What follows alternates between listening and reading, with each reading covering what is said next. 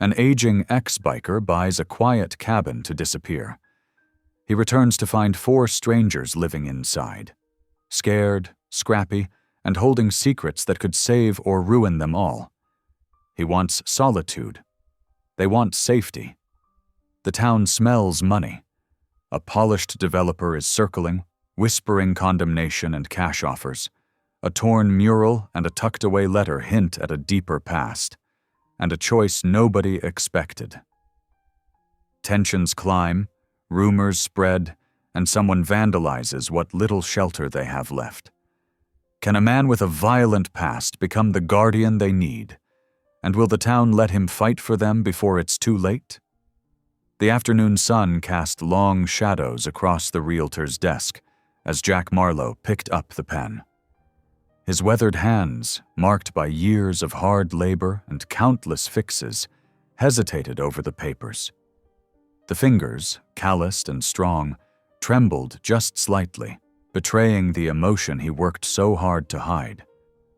Through the office window, golden sunlight caught the framed photograph of Mount Baker, making the snow-capped peak gleam like a beacon against the deep blue sky. "Just need your signature here and here, Mr. Marlowe," the young realtor said, tapping the pages with a manicured finger. Her voice was cheerful, unaware of the weight this moment carried for him. Jack nodded, his throat tight with unspoken words. He signed slowly, deliberately, each stroke of the pen carrying the burden of his decision. His eyes kept drifting to the mountain photo, remembering how Sarah had pointed to that same peak from their back porch, her eyes bright with hope. "Look at that, Jack," she'd said, squeezing his hand.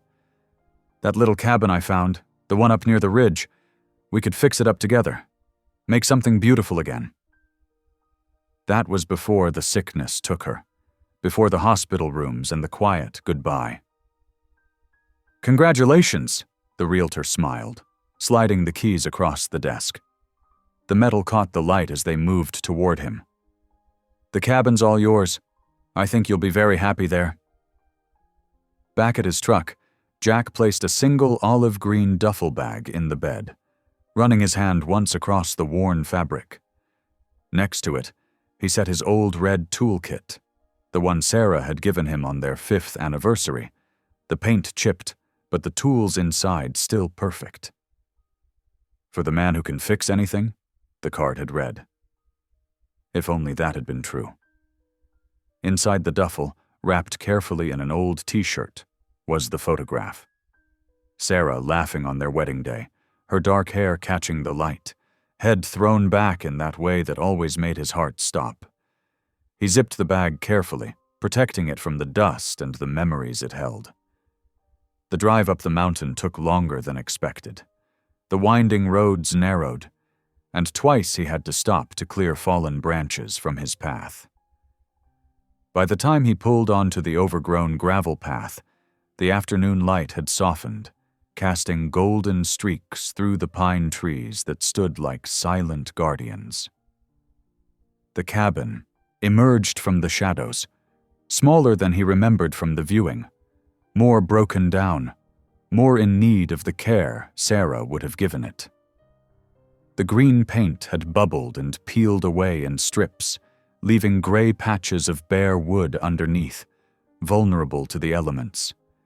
The porch listed to one side like a tired old dog settling down for the night, boards warped from years of rain and snow and neglect. Jack's boots creaked on the warped boards as he climbed the steps, testing each one with his weight before trusting it. Wild thyme grew in clusters around the foundation, its sweet smell mixing with the musty scent of damp wood and forgotten dreams. A single window, crooked in its frame like a crooked smile, reflected the fading sunlight in a burst of amber fire.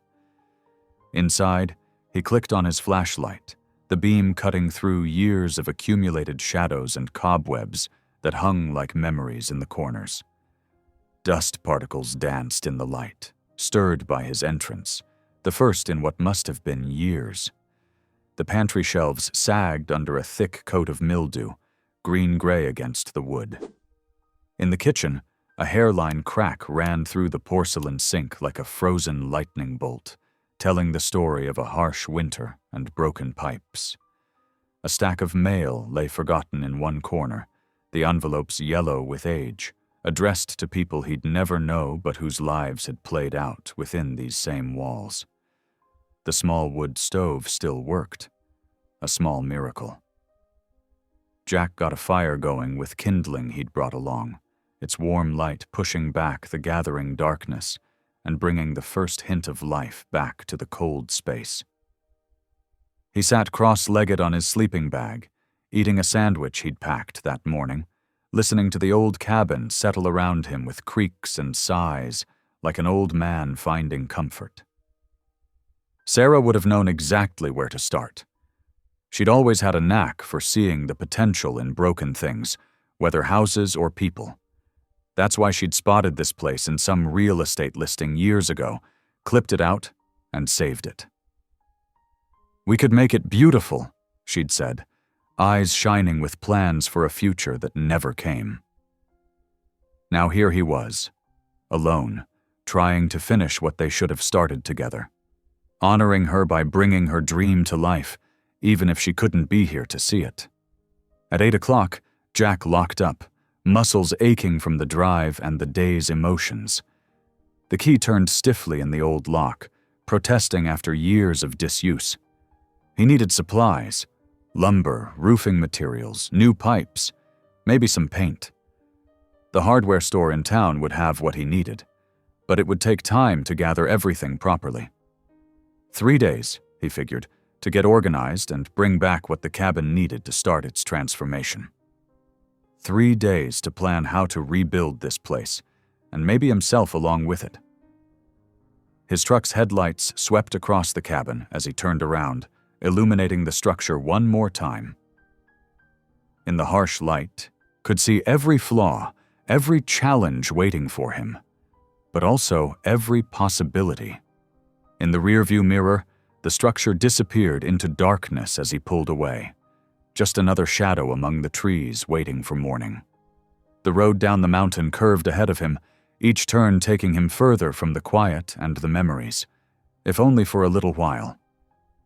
But he'd be back. For the first time since Sarah's passing, Jack had somewhere to return to. The hardware store's bell chimed as Jack pushed open the door at 7:30 sharp. Morning light streamed through the dusty windows, catching the metal shelving and creating patterns on the worn wooden floor. The smell of sawdust, engine oil, and decades of honest trade filled the air, a comforting mixture that reminded Jack of simpler times. Small motes of dust danced in the sunbeams, giving the old store a warm, welcoming glow despite the early hour. Tom Miller, the store owner, looked up from his newspaper, the local gazette that everyone in town read faithfully each morning. Well, if it isn't the mountain man himself. His reading glasses perched precariously on the end of his nose as he folded the paper with weathered hands. "What can I get you this fine morning? Don't often see you down from the hills these days." Jack pulled a crumpled list from his jacket pocket, the paper worn soft at the edges from being handled repeatedly. "Need some roofing tar, couple boxes of galvanized nails and exterior paint? Green if you've got it." His voice was gruff but clear in the quiet store. "Forest green like it was before?" Tom shuffled around the counter, his limp barely noticeable after all these years. "Heard you bought old Peterson's cabin up there. Been empty near 5 years now, ain't it?" News travels fast. Jack picked up a box of nails, checking the size with a practiced eye, turning the box in his calloused hands. He tested the weight, knowing exactly what he needed. Tom chuckled, the sound rolling through the store like familiar music. "Small town. Folks been talking since you signed those papers. Most figured that place would rot away to nothing." He disappeared into the back room, his footsteps creaking on the old floorboards, emerging moments later with a can of paint. Martha down at the coffee shop swears it's haunted. Says she saw lights up there last summer when nobody was supposed to be around. Just raccoons, probably. Jack added a caulking gun to his growing pile, mentally calculating what else he might need before winter set in. The cabin needed more work than he'd initially thought. The store's bell chimed again, the sound bright and clear. Sheriff Ray Bolton stepped in, his badge catching the morning light and sending a small flash across the wall. Jack hadn't seen him in nearly a year, but Ray looked the same as ever. Steady, thoughtful, with crow's feet around his eyes that deepened when he smiled, and a bearing that spoke of quiet confidence. "Jack Marlowe," Ray said, warmly, genuine pleasure in his voice. "Thought that was your truck outside. Still got that dent in the fender, I see." He extended his hand, and Jack shook it, a firm, familiar gesture between old friends who didn't need many words. "Ray." Jack nodded, the corner of his mouth lifting slightly. "Still keeping the peace?" "Trying to." Ray leaned against the counter, his uniform crisp despite the early hour. "Heard you bought the Peterson place. Might want to know. There's been some interest in that area lately. Developer named Conrad Hale's been sniffing around, buying up green lots wherever he can get them. Smooth talker with fancy suits and fancier promises." Tom nodded as he rang up Jack's purchases, the old register making a satisfying cha-ching sound. "Trying to put together some kind of resort complex from what I hear. Real fancy stuff. Swimming pools and tennis courts where there used to be good hunting ground." "That right?" Jack kept his voice neutral, though his jaw tightened slightly, a muscle working along his temple. His eyes narrowed almost imperceptibly at the mention of development. "Just thought you should know," Ray said quietly, lowering his voice though they were alone in the store. "He's been making offers folks find hard to refuse. Cash on the table, well over market value. 3 families out on Ridgeline Road already sold." Jack paid for his supplies, carefully counting out bills from a worn leather wallet, loading the items into a sturdy cardboard box. "Appreciate the heads up, Ray. But I didn't buy that cabin to sell it." His tone made it clear the subject was closed, at least for now. The diner was quiet when Jack stopped in for lunch, just a handful of regulars scattered around the worn booths. He sat at the counter, watching people through the reflection in the wall mirror, a habit from years of preferring to see what was coming. His hands, rough and scarred from years of hard work, wrapped around the coffee mug like it was something precious and fragile. He noticed things, the tired eyes of the waitress who still managed a genuine smile, the way the man in the corner booth kept checking his phone with growing anxiety, 2 old-timers arguing good-naturedly about the weather forecast while sharing a plate of fries. The afternoon sun was warming the pavement when Jack returned to pick up the box of brushes he'd ordered special. Tom had found them in the back room, buried under some old inventory and coated with a thin layer of dust. "These'll do the job," he said, passing over the cardboard box with care.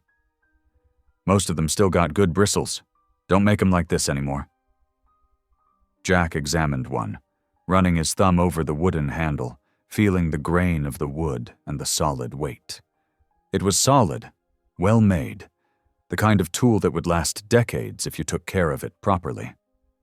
He nodded his appreciation and added it to his growing collection of supplies in the truck bed. As he drove up the mountain, the next day, the sun was dipping toward the horizon, painting everything in warm gold and amber hues. The road curved gracefully through stands of tall pine trees, their long shadows stretching across the cracked pavement like reaching fingers. Jack mentally catalogued the work ahead.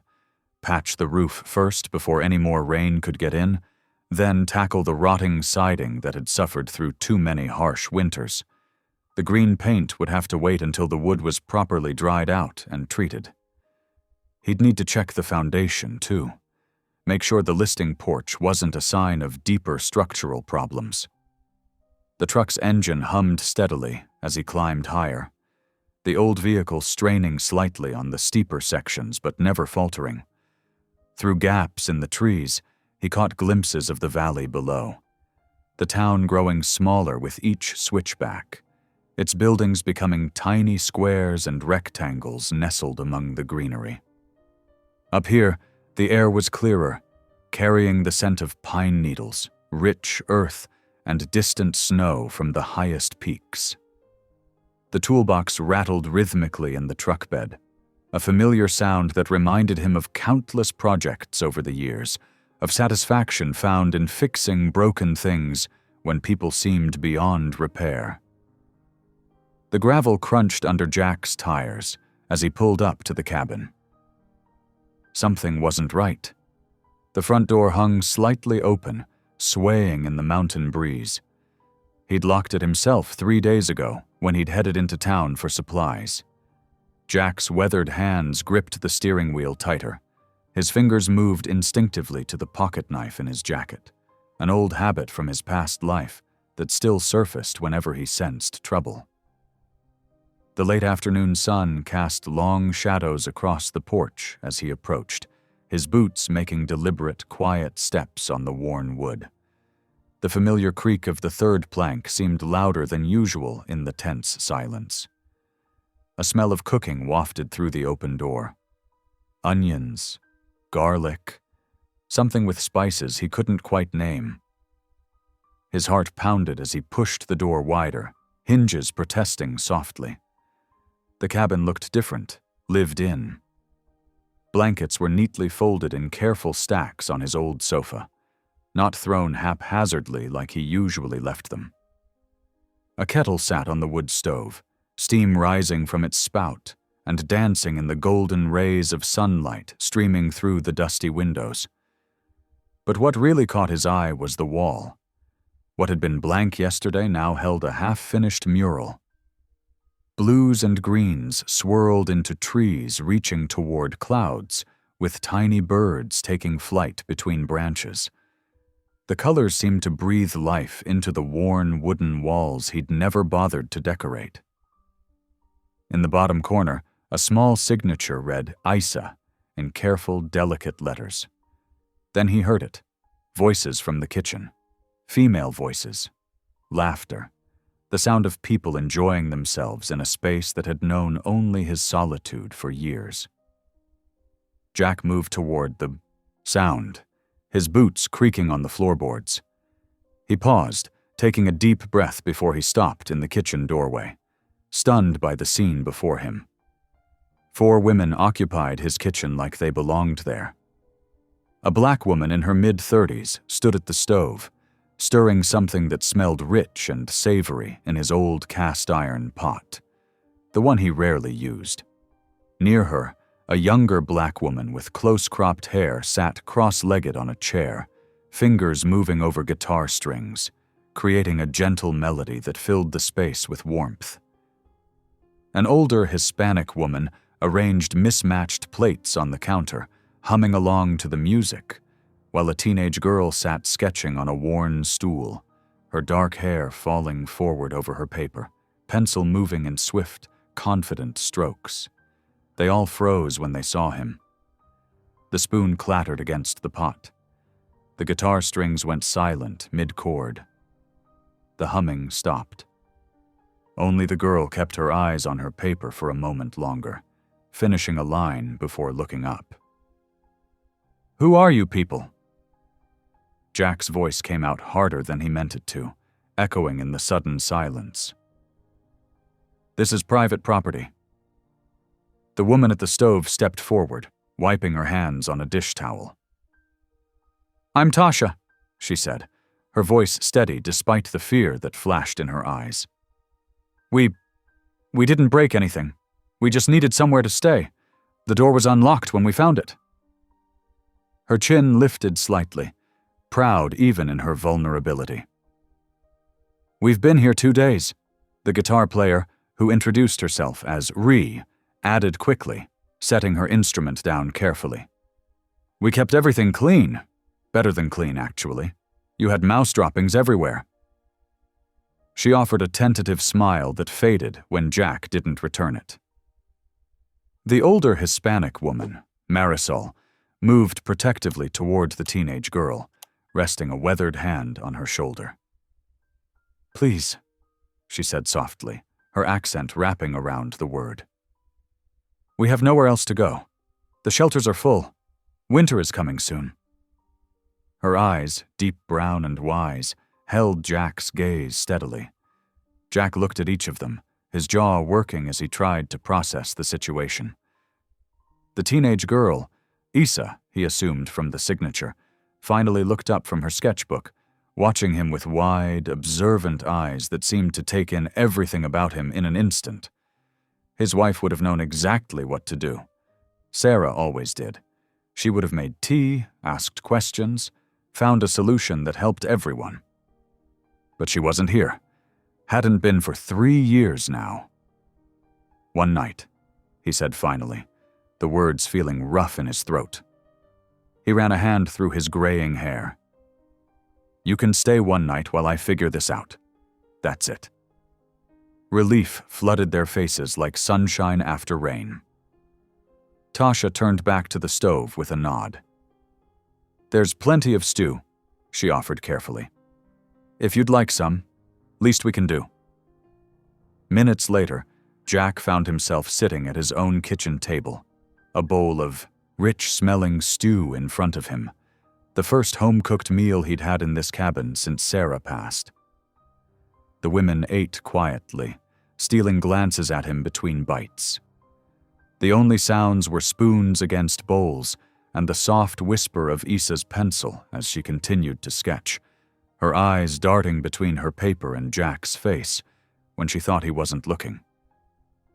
The silence stretched between them like a rubber band, taut with questions no one dared to ask. Jack stared into his bowl, wondering what Sarah would say if she could see him now, a reluctant host to 4 strangers who had turned his empty cabin into something that almost felt like a home again.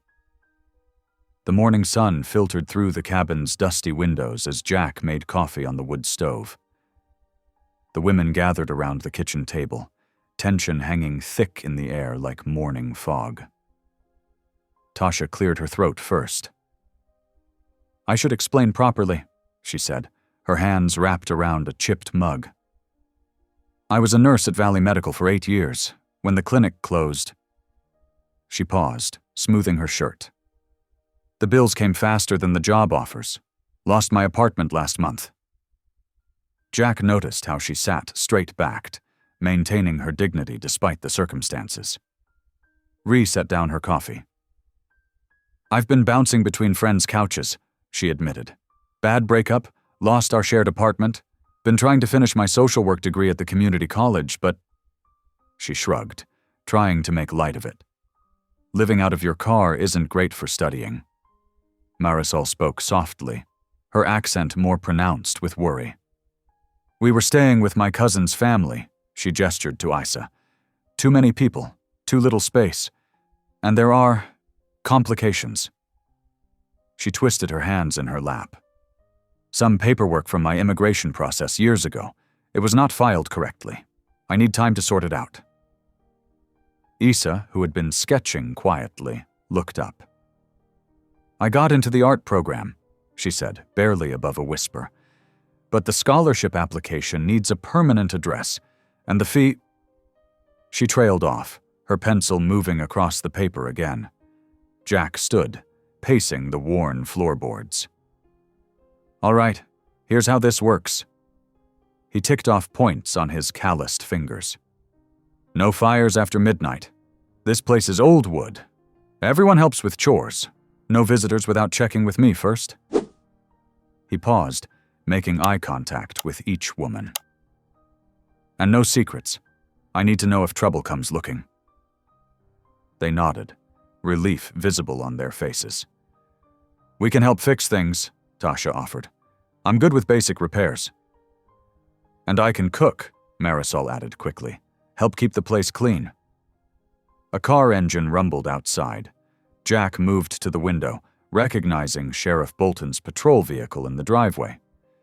The sheriff honked once, a signal he wanted to talk. "Stay here," Jack told the women, heading outside. Ray Bolton stood beside his car, hat in hand. "Jack," he nodded. "Need a word." They moved away from the cabin, speaking in low voices. "Conrad Hale's been asking questions," Ray said, scratching his chin, "about properties along the main road, including this one." "What kind of questions?" "The kind that come with lawyers. He's looking for empty places, easier to condemn or buy out cheap." Ray glanced at the cabin. Having people living here, it could complicate things. Jack's jaw tightened. He thought of the women inside, of his wife's unfinished projects, of developers with clean hands and cold eyes. Back in the kitchen, 4 anxious faces turned to him. Jack ran a hand through his gray hair, decision settling in his chest like a heavy stone. 2 weeks, he said finally. "I'll give you 2 weeks to figure something out. After that, we'll see." The clock on the wall ticked loudly in the silence, marking the start of their borrowed time. Jack knelt on the kitchen floor, examining the loose floorboard he'd discovered while fixing the cabinet under the sink. His fingers found something papery tucked in the gap. A small envelope, yellowed at the edges. His heart skipped when he recognized the handwriting. Sarah's handwriting.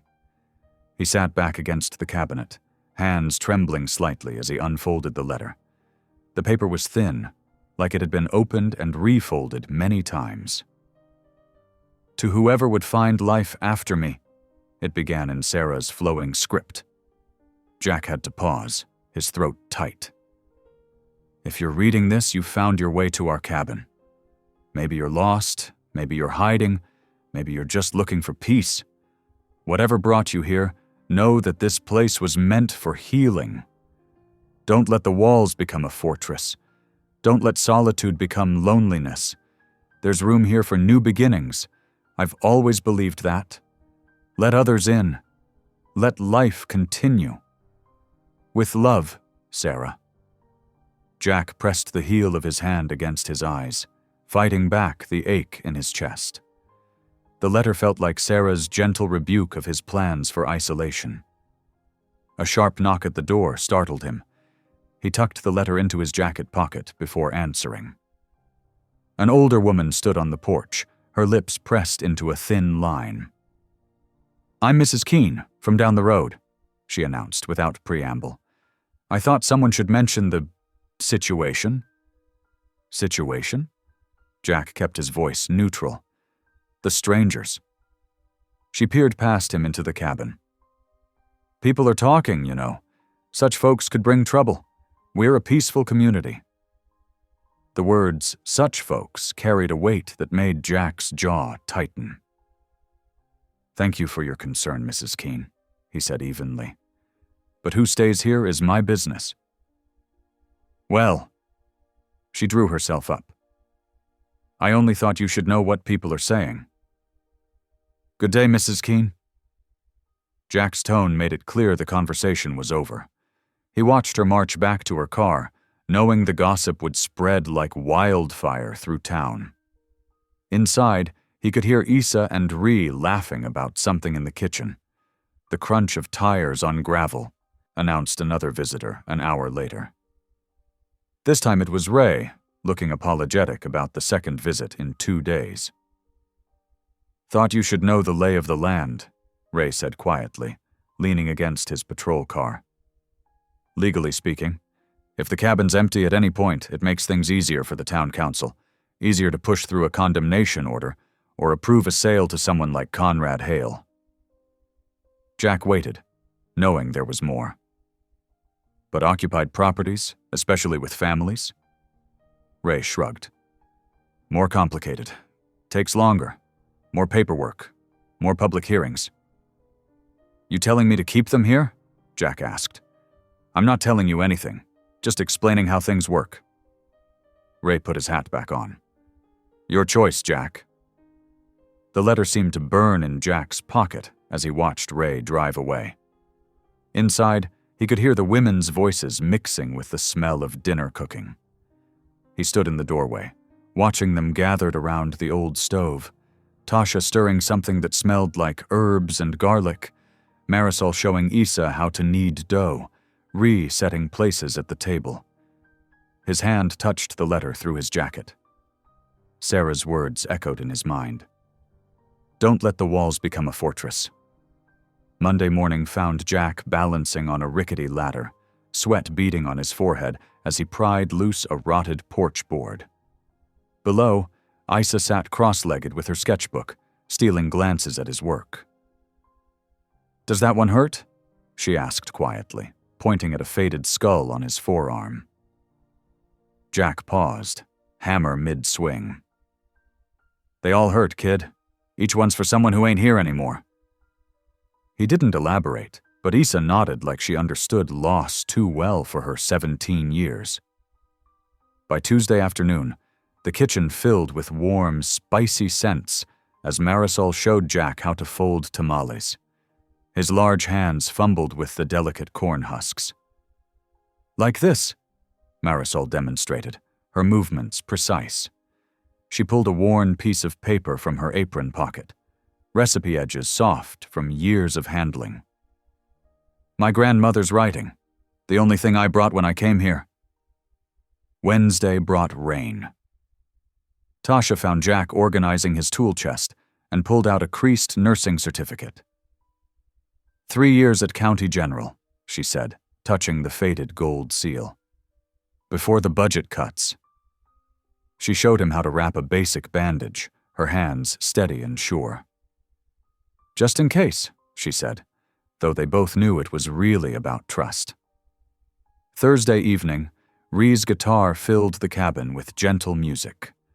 She'd taught herself to play in community college, she explained, before everything fell apart. Jack noticed how the others relaxed when she played, Issa sketching, Marisol humming along, Tasha finally letting her shoulders drop. Friday morning, Issa approached Jack with a torn brochure. "The art fair scholarship," she explained softly. "Application fee is $200. She didn't ask for anything, just showed him her dream, carefully preserved despite the wrinkles and tears. On Saturday, Jack caught Tasha boiling herbs on the stove. "For fevers," she explained. "Learned it from my grandmother. Better than aspirin sometimes." She offered him a cup, and he accepted, recognizing the gesture for what it was. Medicine wasn't just about healing bodies. That evening, Ree brought him a jacket with a torn sleeve. "Can you?" she asked. Jack threaded a needle with surprising dexterity, his stitches small and even. Nobody mentioned his suspiciously well-practiced sewing skills. Sunday found Jack in town, loading supplies into his truck when a sharp-dressed man approached. "Mr. Hale's office," he introduced himself smoothly. "We noticed activity at the cabin. Is anyone living there?" Jack kept his face neutral. "Just me. Weekends mostly. Fixing it up to sell, maybe." The lie felt right. Protective. Driving back, he caught sight of the women on the porch. Ree playing guitar, Issa sketching, Marisol and Tasha sharing coffee and quiet conversation. Their laughter carried across the yard. 3 days left until his self-imposed deadline. Jack touched Sarah's letter in his pocket, watching the scene before him. Not just squatters now, but people who'd made his cabin feel like something he'd forgotten.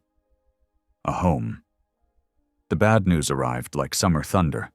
First a distant rumble, then a storm breaking overhead. Mrs. Keene had done her work well. By Wednesday morning, her whispers about those people in Jack's cabin had reached Betty's diner, where the breakfast crowd chewed on gossip alongside their eggs and toast. Jack first noticed something was wrong when he stopped for coffee. Conversations died as he entered, replaced by meaningful looks and half-hidden whispers. The waitress wouldn't meet his eyes. Back at the cabin, Marisol's hands shook as she read a text message. "My old landlord," she explained, her voice tight. He says he knows where I am, that he'll report me if—" She couldn't finish. Tasha paced the kitchen, her phone clutched tight. The shelter counselor called again. Says they have beds for us, that we're at risk here. Her laugh was bitter. As if I'd let them put my boy in the system. You know what happens to kids in foster care? Jack's own phone buzzed. An email from Conrad Hale's office requesting an urgent discussion regarding land use optimization. He deleted it without responding. The tension built through the afternoon like pressure in a sealed pot. Issa retreated to her corner, clutching her art supplies close while sketching frantically. Ree kept adjusting and readjusting her guitar strings, the notes increasingly discordant. It was after dinner when everything boiled over. Jack cleared his throat, hating what he had to say. Maybe it'd be best if you all laid low for a while, just until the talk dies down. The silence that followed felt like a physical blow. Lay low where? Tasha demanded, her voice rising. The shelter?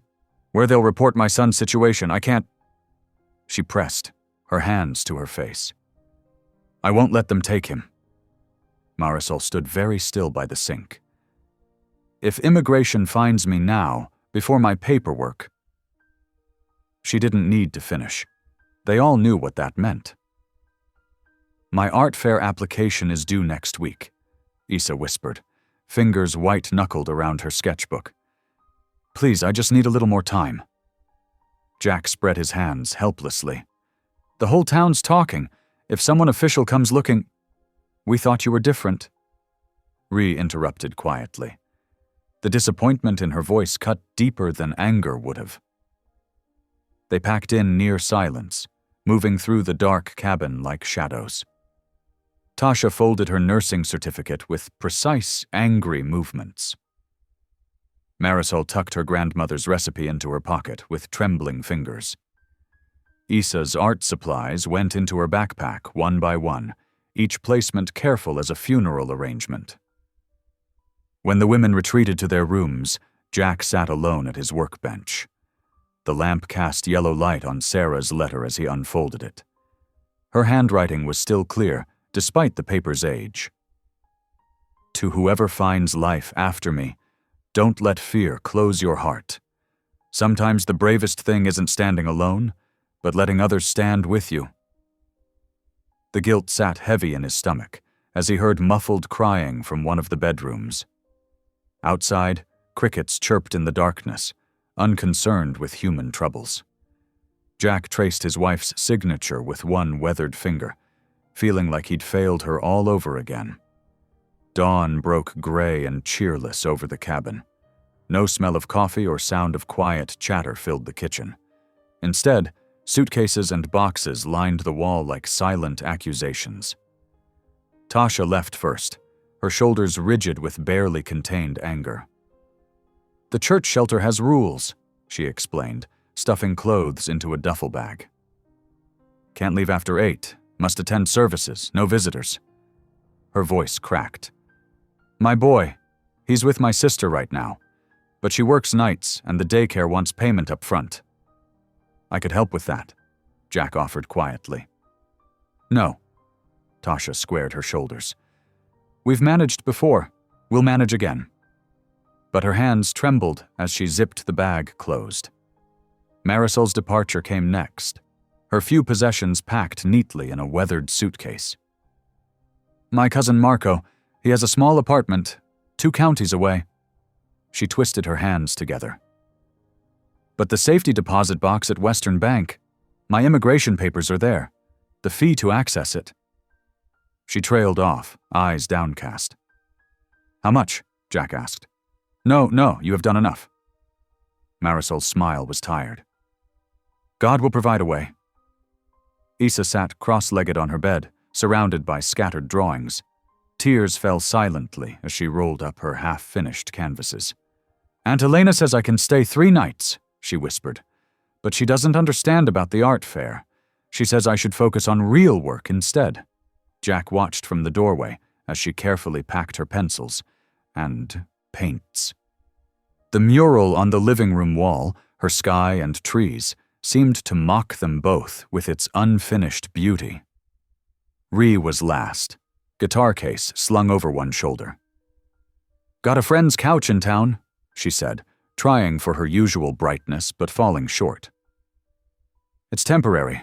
I'll come back when things calm down." She hesitated at the door. "We all will, if you'll have us." "Yeah," Jack managed. "Of course."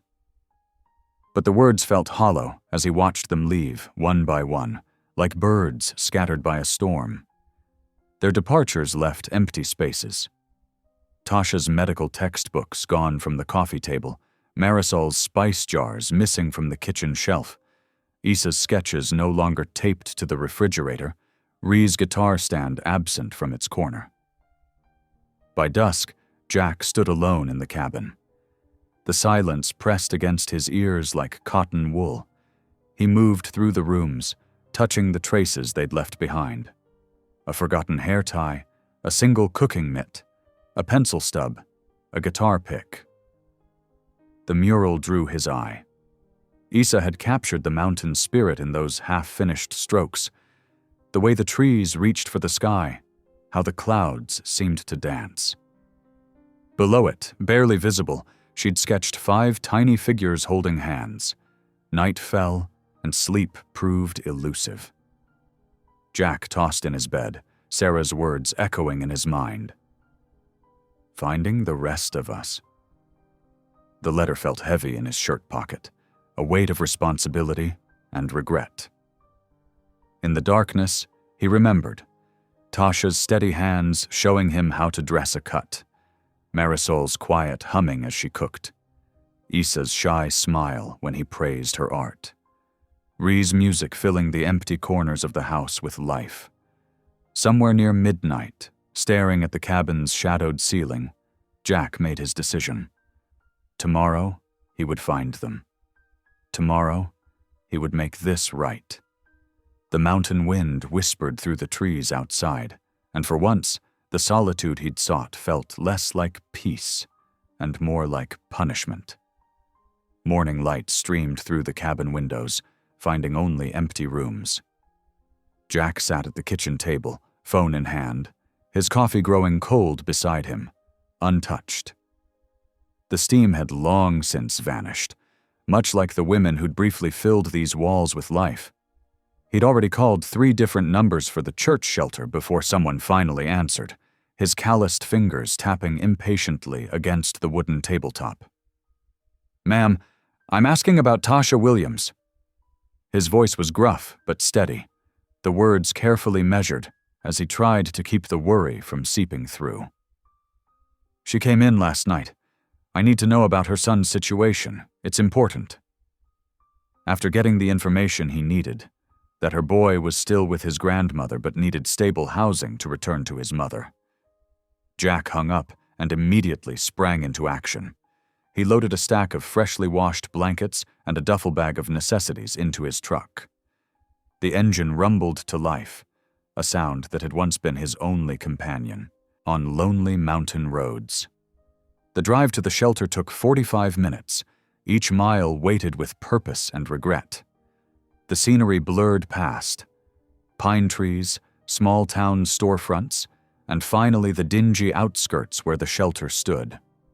He rehearsed what he would say, then abandoned the script entirely. Some things couldn't be planned. He found Tasha in the common room, sitting alone at a metal table with paperwork spread before her. Her usual confidence had dimmed beneath the harsh fluorescent lights and institutional walls. Dark circles underlined her eyes, betraying a sleepless night. "Didn't expect to see you here," she said, arms crossed defensively over her chest, though her voice held more exhaustion than anger. Jack set the duffel down with a soft thud. "I was wrong. About everything." The admission hung between them for a moment before he continued. He pulled out a folder from his worn leather jacket. "Got some forms here. Might help with the daycare situation. And I know someone at the clinic who's hiring. They need nurses bad, and they don't care about gaps in employment." Tasha's eyes widened with surprise, then narrowed with caution. Her fingers hovered over the folder. "Why should I trust you now, after what you said?" "Because I made a mistake, and I aim to fix it." Jack met her gaze steadily. "That's all I can offer. That, and a place to come back to." The drive to Marco's apartment took another hour, through neighborhoods that grew increasingly crowded and worn. Jack's truck stood out here. Too big, too country. Marisol answered the door with surprise written across her face, her hand reflexively clutching the cross at her neck. "Senor Jack? What are you doing here?" Her eyes darted past him, perhaps looking for trouble or perhaps for the others. "Got something for you." He handed her a business card, slightly bent from being in his wallet.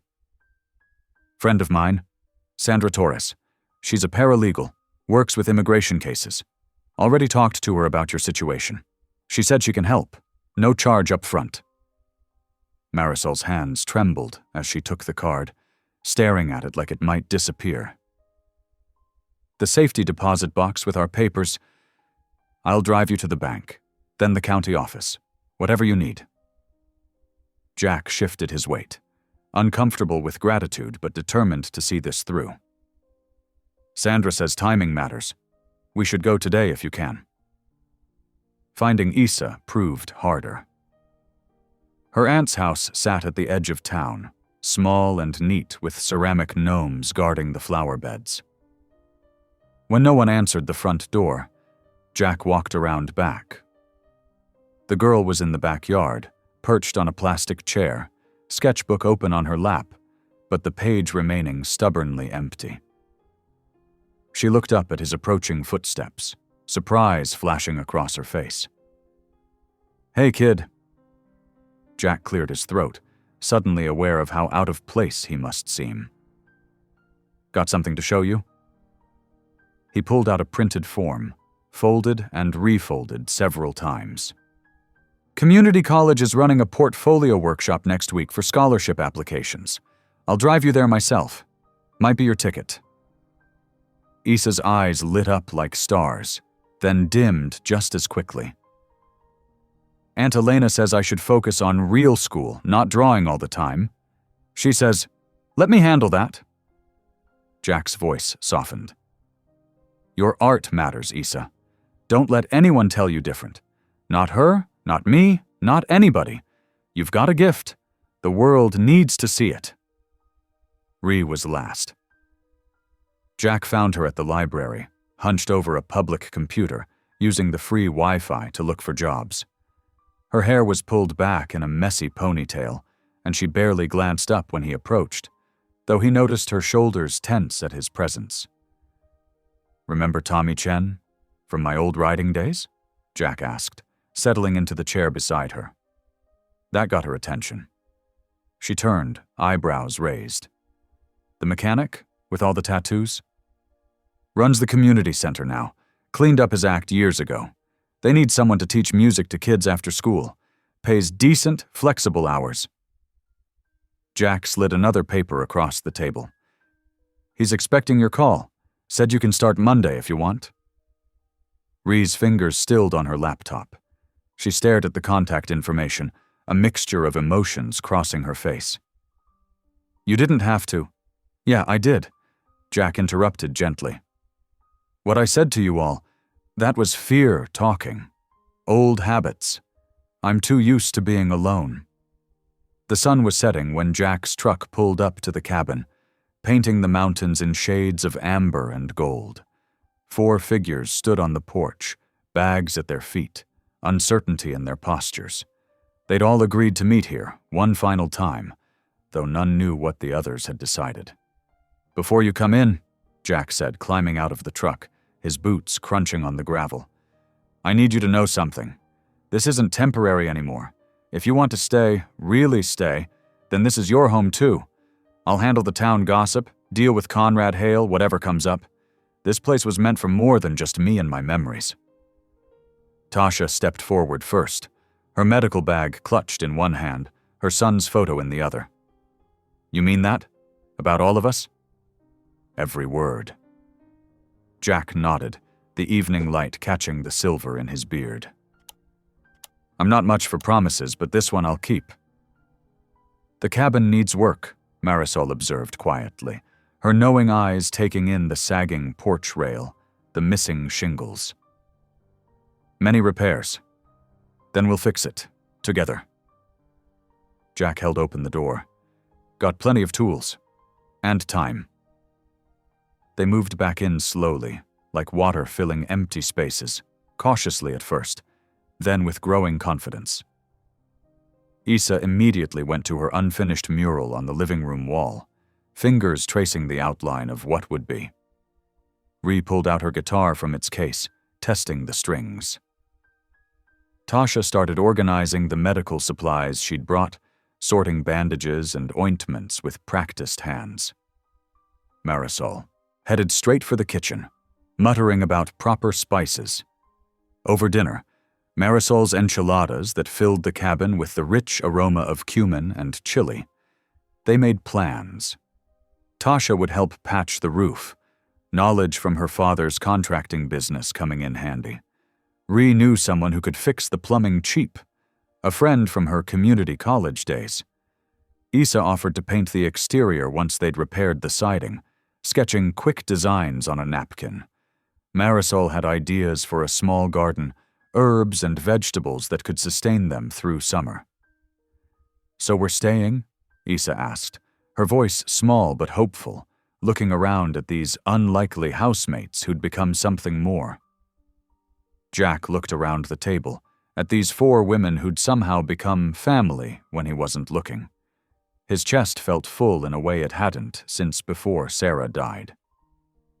Yeah, he said, the word coming easier than expected. We're staying. They ate together, passing dishes and sharing stories, the cabin warm with forgiveness and second chances. Outside, the first stars appeared in the darkening sky, and the mountain kept its ancient watch, a silent witness to the family being formed within its shadow. The letter fluttered in Jack's weathered hands, official letterhead stark against the morning light. Legal language jumped out at him. Unsafe conditions, immediate remediation required, and 30-day notice of condemnation proceedings.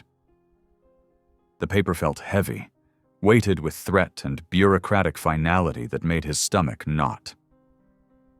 Conrad Hale, Jack muttered, crumpling the paper's edge between calloused fingers. He'd known this was coming, but the timing, right after the heaviest rain of the season when leaks were inevitable, was calculated. The developer's fingerprints were all over this move, neat and precise as a chess player advancing his queen. Inside the cabin, Tasha looked up from her coffee, her tired eyes instantly alert at Jack's expression. Bad news? She asked, setting her chipped mug down with a gentle click against the worn wooden table. They're trying to condemn the place. Jack spread the letter on the kitchen table, smoothing out the wrinkles he'd made. Unless we fix everything they've listed here in 30 days. His finger traced down a list that seemed deliberately impossible, each item another nail in their home's coffin. Marisol wiped her hands on her flour-dusted apron and peered at the document, leaning in to read without her glasses. Dios mío. Roof, electrical, foundation. Her voice trailed off, the worry lines around her mouth deepening. How can they expect anyone to fix so much so quickly? It's a setup, Ree said, joining them from the hallway, her hair still damp from the shower. She picked up the paper, scanning it quickly with narrowed eyes. They want us out so they can buy cheap. Classic Vulture move. Conrad's probably already got blueprints drawn up for whatever fancy development he's planning. Jacques pulled out a notepad from his back pocket and began making lists, his blocky handwriting filling the page. His construction experience from years back kicked in. Materials needed, costs, labor hours. He ran calculations in his head, considered shortcuts that wouldn't compromise safety. "We can do this," he said finally, looking up at their anxious faces. "But we need help. A lot of it." Tasha was already on her phone, her nurse's efficiency taking over as she scrolled through contacts. "Dr. Martinez, it's Tasha Williams. Remember that discussion about stable housing and mental health outcomes for patients like my son?" Her voice shifted into professional mode as she stepped onto the porch, closing the screen door softly behind her. Through the window, they could see her gesturing emphatically, back straight with determination. Ree grabbed her denim jacket from the hook by the door, energy radiating from her like electricity. "I know some folks at the community center who owe me favors from when I helped with their youth music program. Marisol, want to come canvass the neighborhood? People trust your face more than mine." "See, let me get my address book. The church ladies will want to hear about this. They remember what happened to the Gonzalez family last year." Marisol bustled to her room, muttering prayers under her breath that somehow sounded like battle plans. Jack watched them mobilize with a mixture of pride and worry creasing his face. These women had courage that reminded him of his wife.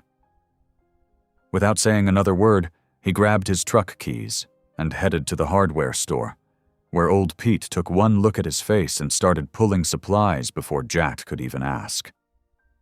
"Heard about Conrad's latest move?" Pete said, ringing up roofing nails and sealant. His arthritic fingers moved with purpose across the ancient register. "Got some extra lumber out back if you need it. Previous owner's order. Never picked up. Been taking up space in my storeroom for months." He winked, writing down a price well below market value. By afternoon, the cabin hummed with activity like a disturbed beehive. Tasha returned triumphant, waving a letter from Dr. Martinez documenting the psychological importance of stable housing for her son's treatment plan. Her face glowed with purpose as she added it to their growing stack of evidence. Marisol and Ree had collected a dozen signatures from neighbors supporting their renovation efforts. They spread the pages across the couch, showing Jack how many people stood with them. "And Mrs. Chen from the laundromat," Ree announced, pulling a folder from her backpack with flourish. "She's got photos from when the previous owner lived here. Shows the place was way worse before you bought it, Jack. That'll help prove we're improving it, not letting it deteriorate. She says to tell you she's praying for us." They worked through dinner, spreading documents across the table between bites of Marisol's quick sandwiches. Hearty, things with thick bread and leftover meatloaf that kept their energy up. Jack drafted a response to the council, his normally sparse words flowing as he detailed their improvement plans and timeline. The pencil moved steadily, crossing out and rewriting until the message was clear and strong. A knock at the door startled them from their work. It was Ellen Thompson from 2 properties over, a silver-haired woman holding a thick manila envelope against her cardigan. "Found these when we were cleaning out Mom's attic," she said, stepping inside and handing the package to Jack. "Pictures of the cabin from the 70s when Dad used to visit the old owner. Thought they might help your case. Conrad's been sniffing around our place too, you know, offering half what it's worth." The photos, yellowed with age, showed the cabin in various states, some better, some worse than now. But they proved one crucial point. The property had never been condemned before, despite periods of obvious disrepair when the roof had completely caved in on one side. Ellen pointed to dates scrawled on the backs, creating a timeline of the property's history. "The council meeting's in 5 days," Jack said, carefully organizing the evidence into folders color-coded by Tasha's meticulous system. "We need to show them we're already making progress, before and after photos of everything we fix." They worked late into the night, lanterns casting long shadows across the walls, when Issa joined them after finishing her homework. The teenager silently sorted papers, her artist's eye bringing order to chaos. Tasha organized medical documentation about safe housing requirements for families with children. Marisol compiled testimonials from neighbors, translating some from Spanish with careful attention to nuance. Ree drafted a community impact statement, highlighting the cabin's place in local history. Isa quietly added her own contribution, detailed sketches of their planned improvements, bringing the potential to life on paper with strokes of colored pencil that made the old place look dignified rather than dilapidated. The rain had stopped, leaving behind a clean, sharp smell of wet earth and pine that drifted through the cracked window. Jack stepped onto the porch, bones aching from sitting too long, watching the others work through the window. The lantern light made the cabin glow like a beacon in the darkness, warm yellow against the deep blue-black of the forest night. Something his wife had written in her letter came back to him. A home isn't just walls and a roof, it's the light people bring inside. He'd never understood that fully until now, seeing these women fight for this place as if they'd been born here. He headed back in, where Marisol was serving fresh coffee in mismatched mugs, and Ree was making one last phone call to a potential supporter, her voice passionate but controlled. Tasha sorted papers into presentation order with hospital corner precision, while Isa added shading to her sketches that somehow captured the spirit of what they were fighting for. They were tired but determined, united against the threat to their home, faces drawn with fatigue, but eyes bright with purpose. The clock struck midnight as they finally finished organizing their defense, the sound echoing in the quiet room. Tomorrow would bring more work, physical repairs to photograph, more signatures to gather, permits to file. But tonight, looking at the scattered papers and empty coffee cups, at the faces of these women who'd become family, Jack knew they'd found something worth fighting for. Not just wood and nails, but a place where broken people could make each other whole again. The morning of the council review dawned cold and clear, with frost delicately lacing the cabin windows like nature's own stained glass. Jack found the women already up, practicing their testimonies in the kitchen. The scent of strong coffee and Marisol's cinnamon rolls filled the warm space, creating a bubble of comfort against the day's high stakes. Tasha stood by the stove, papers clutched tightly in hand, her shoulders squared with determination, despite the worry lines etched around her eyes. "My son requires stability for his ongoing treatment," she rehearsed, voice steady despite her visibly shaking hands. "The cabin provides a safe environment where I can properly care for him. His doctors have documented improvement since we've had consistent housing." She paused, swallowing hard before continuing. Marisol sat at the worn wooden table, rosary beads woven through her fingers, muttering in Spanish. The familiar prayer seemed to give her strength. When she stumbled over a particularly difficult English word in her notes, Jack leaned over, helping translate. His pronunciation came careful and measured, the result of weeks spent practicing with her in the evenings. "Just speak from the heart," he told her, his weathered hand briefly touching her shoulder. "That matters more than perfect English. They'll hear what's important." Marisol nodded gratefully, her eyes shining with unshed tears. "Gracias, Jack. I want to make them understand what this place means for Isa's future." Ree paced the small kitchen in tight circles, her nervous energy palpable as she read from her color-coded notes. Her bracelets jingled with each animated gesture. "Our community outreach program will include music lessons for local kids, making the cabin a place of learning and growth. We've already got 5 teenagers signed up who want to learn guitar and piano." She stopped suddenly. "Do you think I should mention the songwriting workshop too, or is that too much?" In the corner, Isa hunched over the table, her dark hair falling forward as she sketched nervously while practicing her speech in whispers.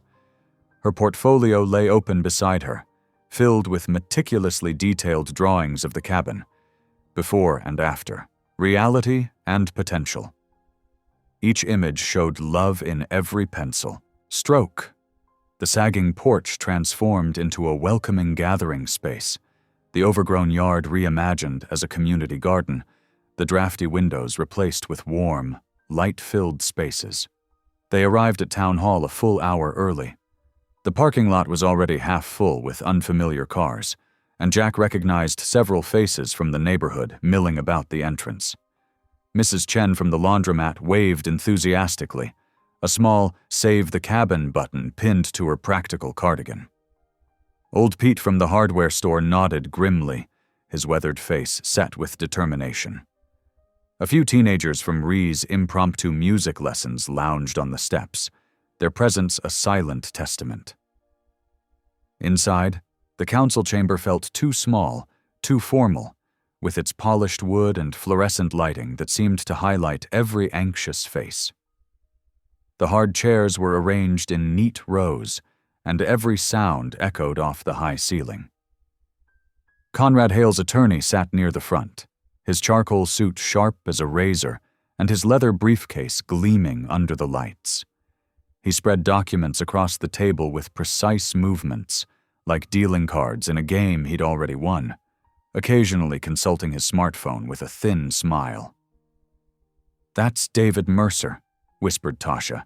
"He's known for shutting down community appeals. Never lost a development case." Sheriff Bolton slipped in quietly through a side door, taking a seat near the back.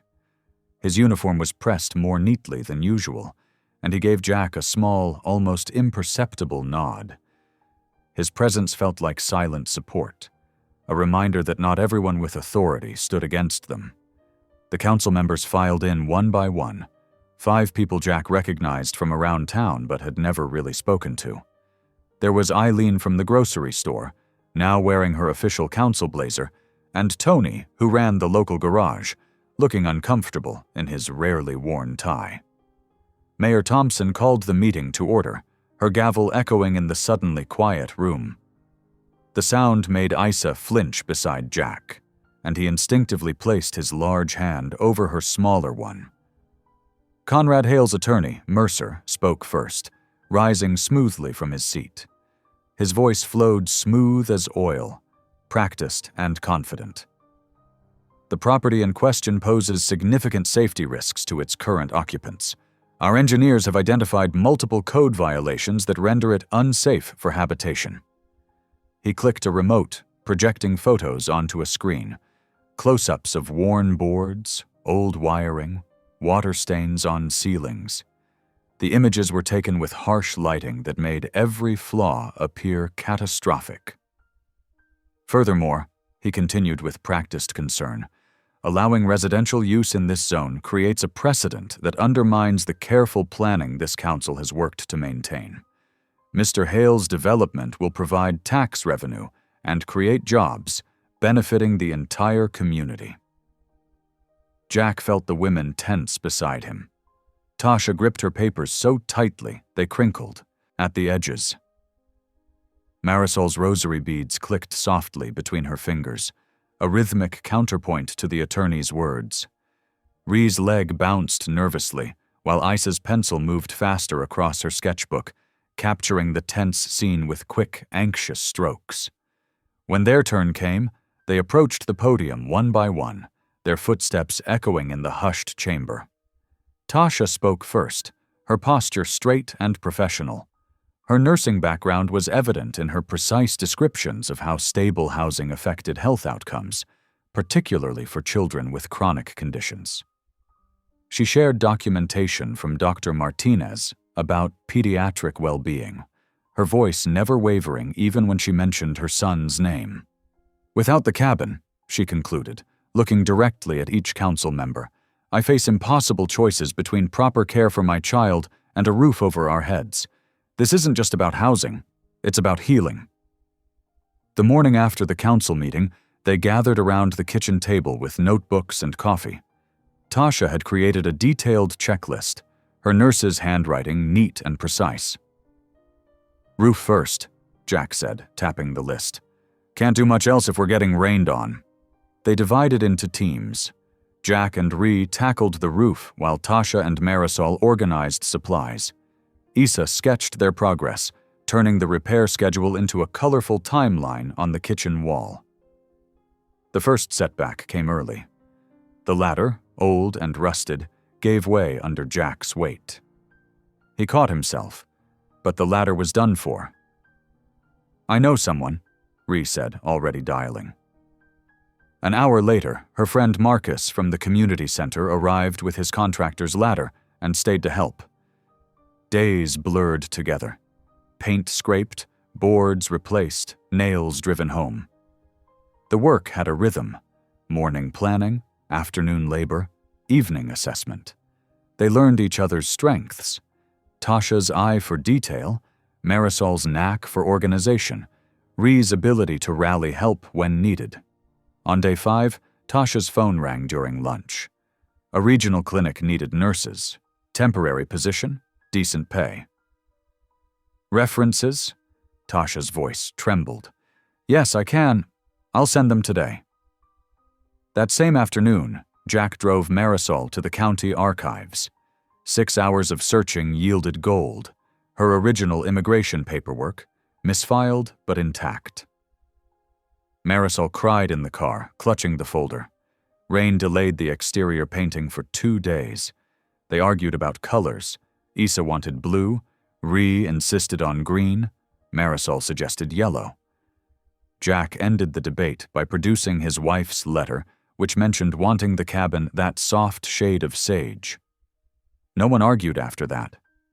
The community pitched in unexpectedly. Mrs. Chen brought lunch one day.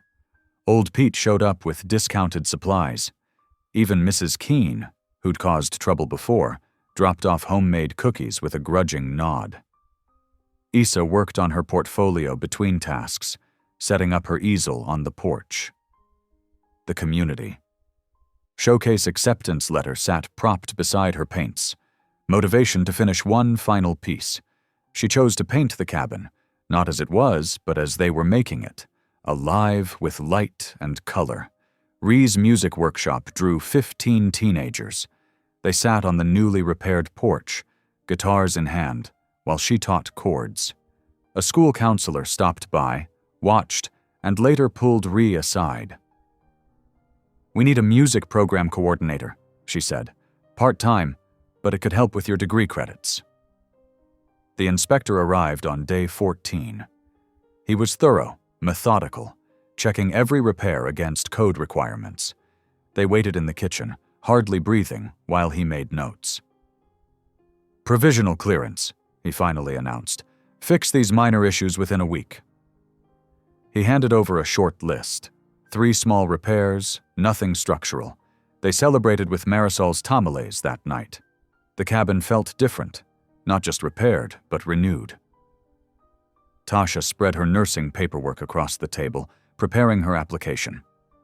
Marisol sorted her documents, finally complete. Ree practiced her music program pitch. Issa added final touches to her portfolio piece. Jack watched them all, remembering his wife's words about finding life after loss. The council would reconvene in 10 days. The developer's threat still loomed. But looking at the freshly painted walls, the solid roof, the women who'd made this place their home, he knew they'd built something stronger than just a cabin. That night, they sat on the porch, sharing coffee and quiet satisfaction. The inspection checklist hung on the wall inside, most items marked complete. Tomorrow they'd tackle the final repairs. But tonight, they rested, watching fireflies dance in the yard they'd cleaned together. 3 days after the inspector left, Jack drove the group into town for supplies. They needed paint for touch-ups and some extra lumber to finish the minor repairs. The morning had started well. Tasha had received good news about her nursing application, her eyes shining with hope for the first time in weeks.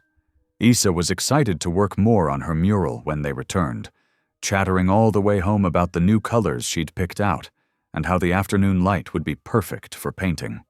The pickup truck bumped along the dirt road as Jack navigated carefully around potholes. In the back seat, Marisol hummed softly, her hands busy organizing the grocery bags they'd picked up while in town. The cabin was beginning to feel like home to all of them, a place of safety after so much uncertainty. The attack was discovered at dusk. Isa reached the porch first, art supplies clutched to her chest, eager to continue painting. Her feet skidded to a stop, and the silence caught everyone's attention before her piercing scream brought them all running. The mural, her pride and joy, lay in ruins. Long knife slashes cut through the careful brushwork of trees and sky, jagged wounds in the canvas of her dreams. Thick, black paint spelled "out" across the center. Drips still wet on the wall, glistening in the fading light like poison. Small splashes of the black paint had landed on the porch boards, marking the violence of the act. Isa fell to her knees, her shoulders shaking with deep, racking sobs that seemed to come from somewhere deep and broken inside her. "Mi amor," Marisol whispered, wrapping arms around the girl's trembling frame. Her weathered hands stroked Isa's hair, her own eyes filling with tears. "Mi pobre niña." But Isa was beyond comfort, her fingers tracing the destroyed artwork as tears streamed down her face, leaving tracks that mirrored the drips of paint. Jack's hands clenched into fists, the knuckles going white with pressure. He'd seen violence before, caused plenty of it in his younger days with the Angels. But this was different. This was cruel in a way that made his stomach turn.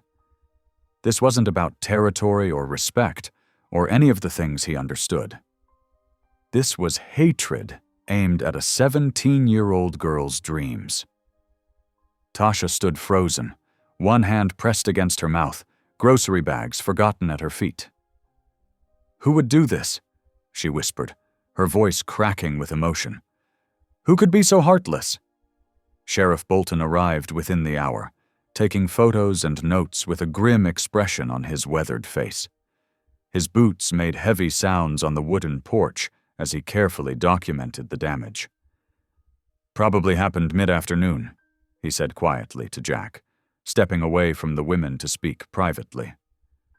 "I'll look into it, but without witnesses, there's not much you can do," Jack finished, rubbing a calloused hand across his stubbled jaw. He understood how these things worked. The law had its limits, especially when powerful interests were involved. The news spread quickly through town, like ripples in a still pond. Mrs. Chen drove over that evening with hot soup in containers and sad eyes that spoke volumes. Old Pete, leaning heavily on his cane, shuffled by to shake his head and offer spare paint from his garage. "Always kept extras," he mumbled, not meeting anyone's eyes directly. Shame to see good work ruined. But other reactions weren't so kind. Anonymous notes appeared in their mailbox the next morning, warning of more trouble if they stayed. The paper was cheap, the words cut from magazines, a coward's threat that made Jack's blood boil. Conrad Hale's office didn't waste time. By morning, they'd filed papers claiming the vandalism proved the cabin attracted criminal elements and posed a clear danger to the neighborhood. They pushed for immediate eviction, citing safety concerns that rang hollow given the nature of the attack. Jack sat alone that night at his workbench, the single light bulb casting long shadows across his tools. The weight of guilt pressed heavy on his shoulders, bending him forward like an invisible burden. He'd brought these women here, promised them safety and a new start. Now Isa's art lay in ruins, and they all lived in fear of what might come next. Maybe it would be better to leave, find them somewhere else to stay, somewhere safer, somewhere without Conrad Hale's shadow looming over them. His wife's letter crinkled in his pocket as he shifted. He pulled it out, the paper worn soft at the creases from so many readings. Her handwriting, still clear despite the folds, spoke to him about not closing off, about finding life after loss. Running wouldn't solve anything. It would just hand Conrad Hale exactly what he wanted. It would teach Isa that bullies won, that art wasn't worth fighting for. At dawn, Jack made calls. He started with Mrs. Rodriguez, whose furnace he'd fixed 3 winters ago when her heating company wouldn't come out in a storm. Her voice warmed when she recognized him, and she promised to bring paint and brushes. And my cousins, too. Then Tommy Chen, now 17, whose bike Jack had welded back together when Tommy was just a kid with scraped knees and a hopeful face. He said he'd spread the word through his social media. "I got followers, Mr. Jack. They'll come." By mid-morning, people began arriving. Mrs. Rodriguez brought her whole family, 3 generations strong, carrying brushes and determination. Tommy showed up with 5 friends and their phones, documenting everything for what he called the community page. Old Pete wheeled over his professional paint supplies on a rusty cart. "Been saving these," he muttered, avoiding the thanks, "for something worthwhile." The elderly woman from the corner house, whose name Jack had forgotten, but whose cat he'd once rescued from a tree at considerable risk to himself, arrived with sandwiches wrapped in wax paper and quiet encouragement. A local art teacher who'd heard about Isa's scholarship dreams came to help guide the restoration, her gentle hands showing techniques for blending colors back to life. They worked through the day under a sky that seemed to brighten with each passing hour. Some cleaned, while others painted. Children held brushes with serious expressions, doing their small part. Isa, still tearful but now determined, directed the mural's reconstruction from the center of a supportive circle. More neighbors arrived hourly, some Jack recognized from past kindnesses, a faucet fixed here, a ride given there, others simply drawn by the activity and sense of purpose that hung in the air like the scent of fresh paint. "Look at this," Tasha said softly to Jack, watching the crowd grow. Her eyes were bright with unshed tears, but her smile was genuine. "They're not all against us. For every person who wants us gone, there are 10 who want us to stay." But even as community support swelled, painting over hatred with hope, danger loomed. Sheriff Bolton stopped by with news. Conrad Hale had filed for an expedited hearing, pushing to reinstate the condemnation order immediately.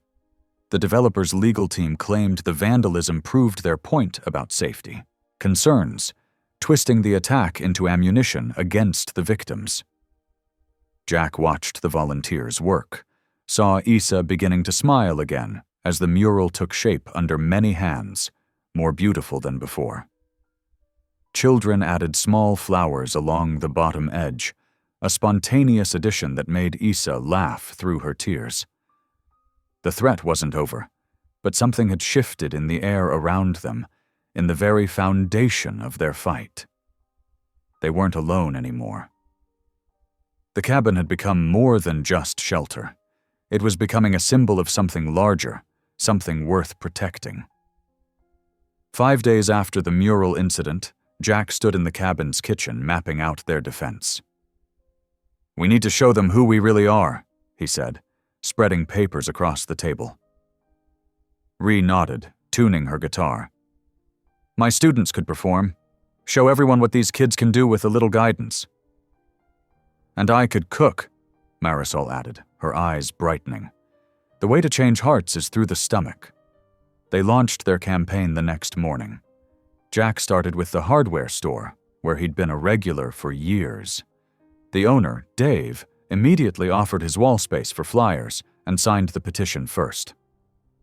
"Time this town remembered what neighbors are for," Dave said, his pen scratching across the paper. The cafe owner, Beth, not only posted flyers but offered to cater their fare. "Those developers tried pushing my sister out of her place last year," she explained. "About time someone stood up to them." Tasha worked her own angle, going door to door with information about community healthcare needs. "See how many people here can't afford basic checkups? she explained at each stop. "We need more affordable clinics, not luxury condos." Issa's art fair took shape on the cabin's front lawn. She hung paintings between trees, arranged portfolios on borrowed tables, and even set up a small area where children could try painting. Her teenage students from the community center helped, proud to display their own work alongside hers. Marisol's tamale fundraiser drew crowds. The smell of spices and corn masa drifted through the neighborhood, pulling people in like a magnet. She taught interested neighbors how to fold the perfect tamale, sharing stories of her grandmother's recipes while they worked. Sheriff Bolton's contribution proved crucial. He accidentally left a file at the diner showing how Hale's company had forced out small businesses in Milton County through questionable tactics. The news spread fast in a small town. "Can't believe they think we're the problem," Ree said one evening, watching her students practice for the music night. "These kids finally have somewhere to go after school." The night before the hearing, they hosted their biggest event. Ree's students performed folk songs and rock covers while people browsed Issa's artwork. Marisol's tamales sold out within an hour. Tasha had set up a basic health screening station, checking blood pressure and offering simple medical advice. Jack watched it all from the porch, amazed at how his quiet cabin had transformed into this buzzing community space. Mrs. Rodriguez appeared at his elbow, pressing a cup of coffee into his hands. "You did good, letting them stay," she said softly. "This town needed something like this." The hearing room was packed the next morning. Conrad Hale's lawyer spoke first, all polished words about property values and safety codes. But when Jack's side presented their case, the mood shifted. Dave from the hardware store described how Jack had helped him repair the store's roof during a snowstorm. Mrs. Chen testified about Issa teaching art to her granddaughter. 3 of Ree's students spoke about finding purpose in music. "I've known Jack Marlowe 20 years, Sheriff Bolton said, standing tall in his uniform. "He's a man who keeps his word and helps his neighbors. That cabin's safer now than it's been in decades." The council members listened, looked through the thick stack of petition signatures, studied photos of the renovated cabin and community events. After a brief recess, they returned with their decision. The cabin would be considered for community preservation status, with a formal vote scheduled in 30 days. Hale stormed out, his lawyer trailing behind him. "This isn't over," he snapped as he passed Jack. "You can't hold back progress forever." But Jack barely heard him. He was watching Issa hug Marisol, seeing Tasha wipe away happy tears, feeling Ree's excited grip on his arm. They weren't safe yet, but for the first time since this began, victory felt possible. That evening, they sat on the porch together, sharing Marisol's leftover tamales and watching the sunset paint the sky in colors like Issa's mural. The morning after the council's decision, Jack found himself staring at a kitchen table covered in paperwork. Sheriff Bolton had dropped off forms for historical designation, preservation grants, and community space permits. "One step at a time," Tasha said, organizing the papers into neat piles. "We've got 30 days to make this work." They formed a committee that first week. Beth from the cafe volunteered as secretary, Dave from hardware offered to coordinate repairs, and Mrs. Rodriguez agreed to handle community outreach. They met every Tuesday evening at the cabin, sharing coffee and Marisol's empanadas while tackling the mountainous paperwork. Marisol's case took an unexpected turn when her paralegal friend, Elena, discovered a loophole in her immigration filing. "Your community involvement strengthens your case," Elena explained, spreading documents across the kitchen table. "We can file for an adjustment based on humanitarian grounds." Issa's art scholarship gained momentum when the local arts council heard her story.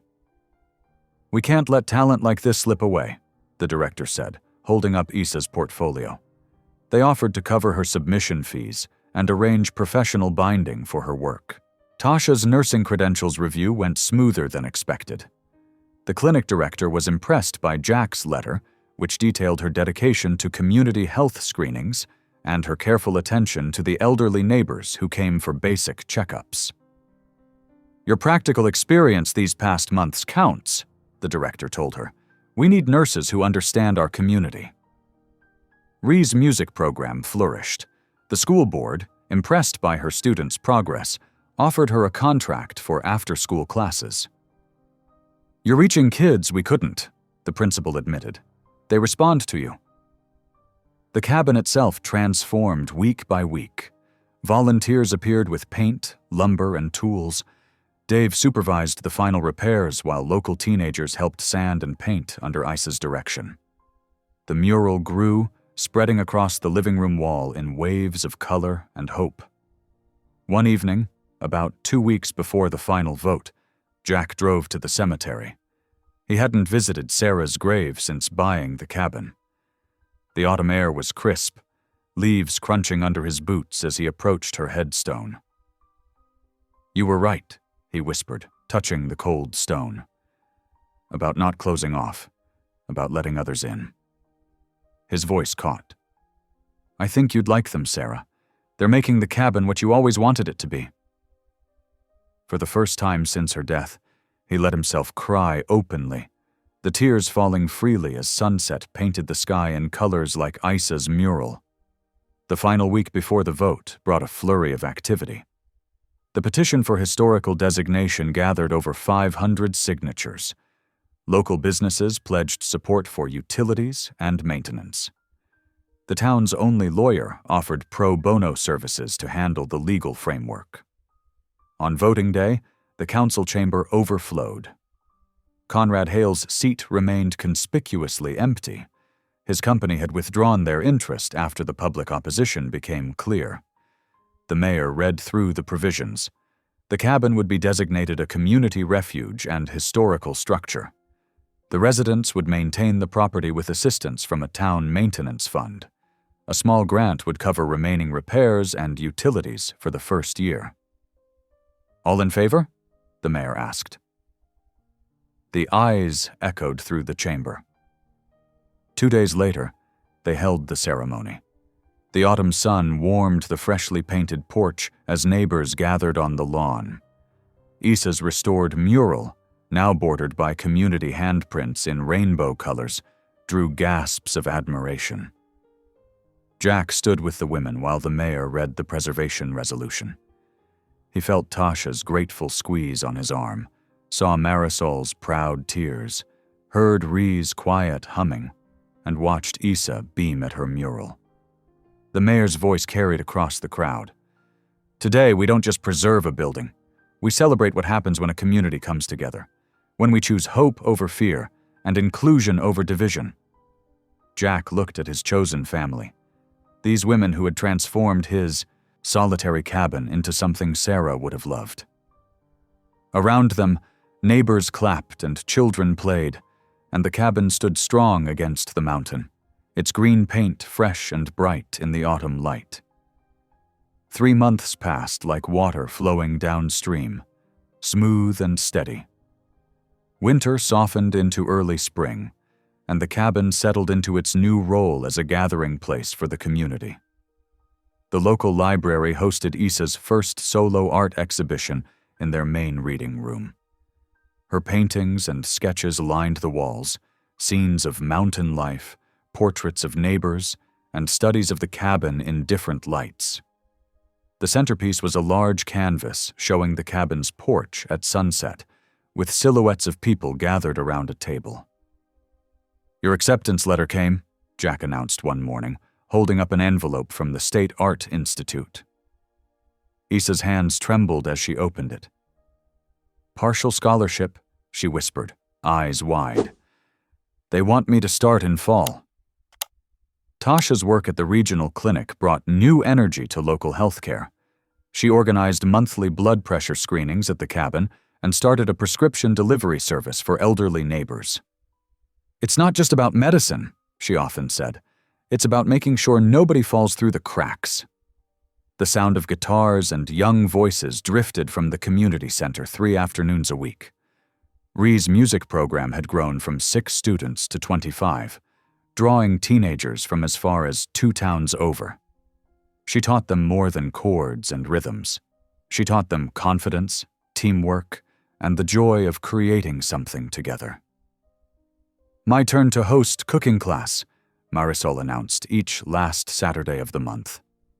The cabin's kitchen filled with the scent of spices and the sound of laughter as she taught traditional recipes. "No, mi amor," she'd say gently, guiding hands through proper tortilla-making technique. "Like this, con amor." Jack's weekend repair workshops became a fixture. He set up workbenches on the porch, teaching everything from basic plumbing to furniture restoration. Young people gravitated to his patient instruction and straightforward manner. "Small fixes prevent big problems," he'd say, demonstrating how to replace a door hinge or patch a leaky pipe. The cabin itself bloomed with new life. The porch railings stood strong and fresh painted, hanging baskets of early spring flowers swaying in the mountain breeze. Issa's herb garden spread beneath the kitchen window, thyme, basil, and mint releasing their fragrance when touched. The mural inside had grown, with careful additions from community members. A child's handprint here, a signature there, all woven into the original design. The community notice board by the front door overflowed with flyers. Music night at the cabin, free health screening, art classes with Issa, cooking with Marisol. People started calling it the Hub, a nickname that stuck. On a mild spring evening, they gathered for dinner on the porch. String lights twinkled overhead, casting a warm glow over the long table. Sheriff Bolton brought his famous cornbread. Mrs. Keene, now one of their strongest supporters, contributed a cherry pie.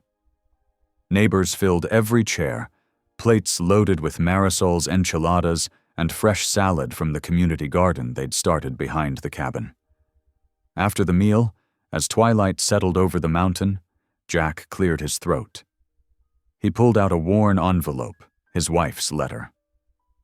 The conversations hushed as he began to read. "To whoever finds life after me," he started, his voice steady.